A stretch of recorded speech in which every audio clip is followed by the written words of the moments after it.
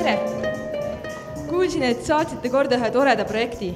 Mida te täpselt tegite selle projekti raames?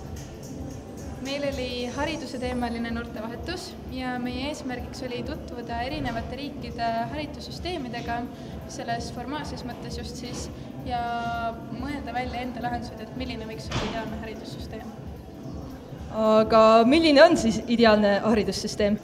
Me tegelikult jõudsimegi, ma arvan, kogu projektirühmaga sellisele järeldusele, et tegelikult ei olegi ühte ainsat absoluutselt parimat süsteemi, vaid kui me näiteks ka võrdlesime neid protsesse, mis meil praegu toimub, siis näiteks selgus, et Eestis kaotatakse neid keskkooli lõpueksamid ära, samas Tšehhis neid just tuuakse tagasi sisse.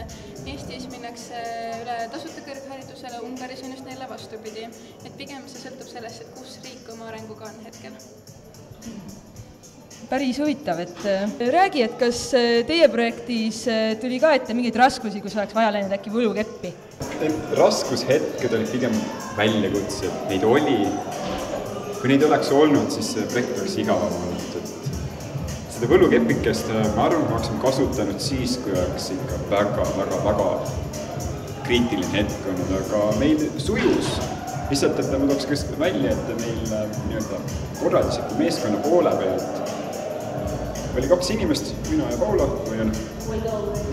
ja see lahendus, õigem see rollide jaotus, kes millega tegeleb, tuli nii hästi välja, et meil tekkis omavahel üks sünergia, et 1+1, see võrdus 3, mitte 2. Ja sel puhul oligi nii, et ma vastutasin ühe valdkonna eest, tema vastutas teise poolt ja me suutsime väga ilusasti sujuvalt ära lahendada, et nüüd võlukepikese abi me ei oleks kasutanud, kui see võimalus olnud.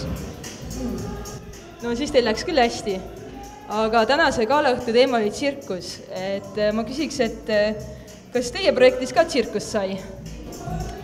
No ikka sai ka, et sai nii korraldusliku poole pealt, kui ka sai selles mõttes omavahelise suhtluse mõttes, et inimesed kuidagi klappisid väga hästi ja päris ükseid huvitavaid spontaanseid ettevõtmisi sündis ka, ma arvan. Äkki mõni näide nendest ettevõtmistest?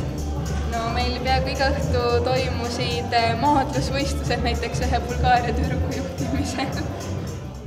Oli kohe mudamaadlus või? Muda kahjuks ei olnud, matimaadlus oli. Kõlab väga põnevalt. Aga ma tahaksin teid tänada intervjuu eest, õnnitleda teid auhinnavõitmise puhul ja edu edaspidiseks. Aitäh!